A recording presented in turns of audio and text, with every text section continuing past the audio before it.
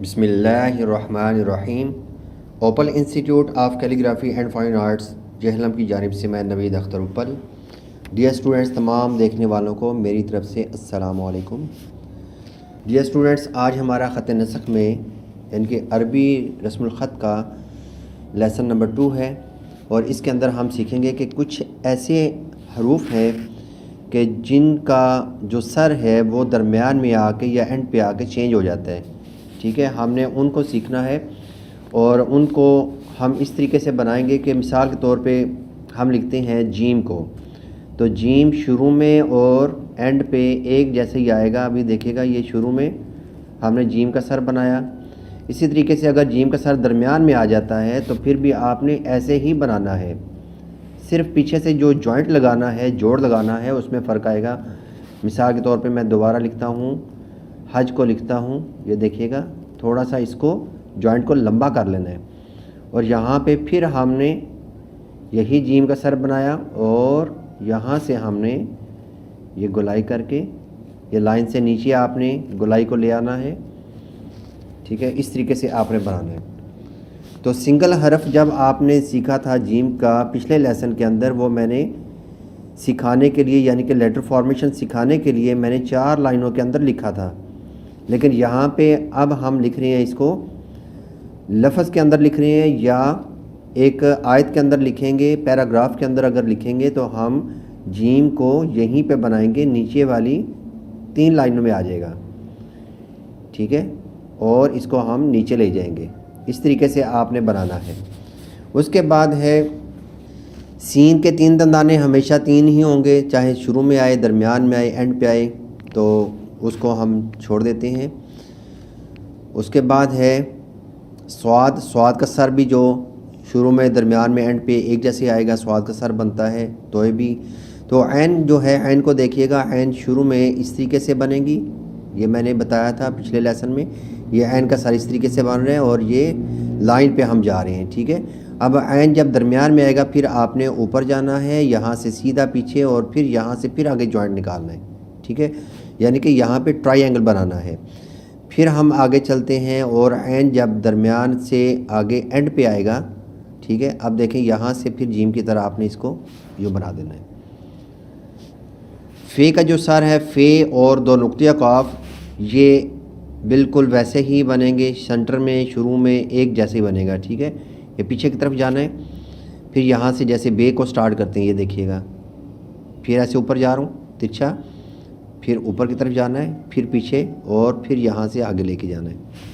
ठीक है, यानी कि ये एक नुक्ता सा बन रहा है।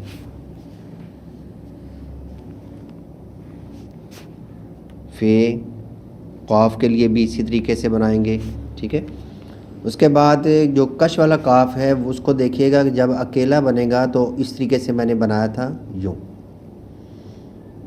ठीक है, जब शुरू में आएगा तो आप इस तरीके से भी बना सकते हैं, ये जैसे बड़ी दाल बना लें। ठीक है, तो यहाँ पे मैं किताब को लिखता हूँ, ये शुरू में काफ आ रहा है और जब दरमियान में आएगा तो उस वक़्त भी देखिएगा, ये यहाँ से तिरछा ऊपर लेके जाना है, ये दरमियान में आ रहा है। ठीक है, तो यहाँ पे मैं इसको लिख देता हूँ बुक सेलर।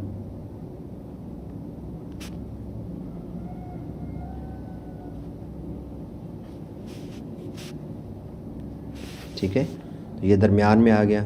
एंड पे आएगा तो फिर आपने सिर्फ यहाँ तक बना देना है।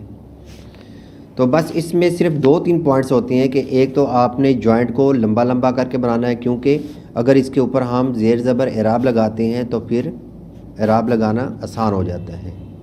ठीक है, इस तरीके से।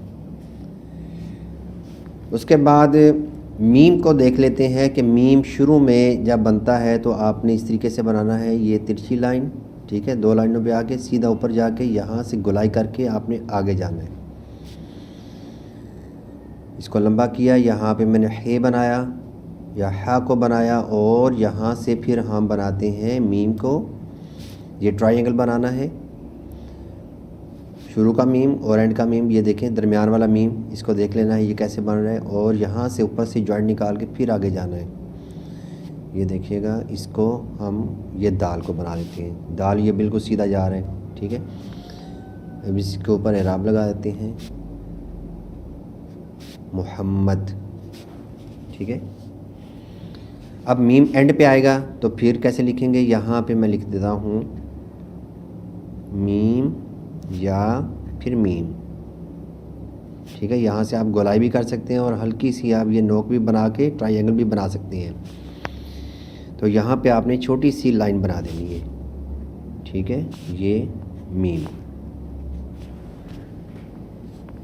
और मीम एंड पे आप इस तरीके से भी बना सकते हैं, जैसे रहीम लिखता हूँ मैं,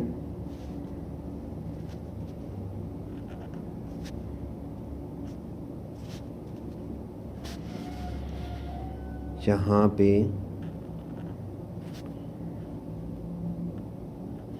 यहाँ से आप सीधा नीचे आ जाएं, ठीक है। ऐसे भी आप लिख सकते हैं। और ये ध्यान रखना है कि जो अलिफ की हाइट है उसके बराबर बराबर आपने जो एराब हैं वो लगाने होते हैं, और ये लाइन के साथ टच करके इधर बीच में नहीं, यहाँ पे, ताकि ये बराबर बराबर जाए। रहीमी, ठीक है। इस तरीके से आप हरूफ को एडजस्ट कर सकते हैं, शुरू में, दरमियान में, एंड पे। तो अब रह जाता है दो चश्मी है। तो इसको देखिएगा कि जब शुरू में आएगा तो उस वक़्त हमने इसको इस तरीके से बनाया था। ये ऊपर जा रहे हैं, ठीक है, ऊपर से फिर आप नीचे आ रहे हैं और यहाँ से हम आगे जा रहे हैं, ठीक है।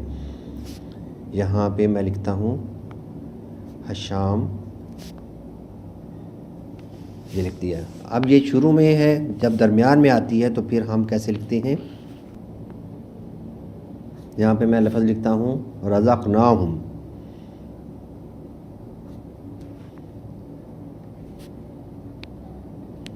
रज़क़, जॉइंट को लंबा करके।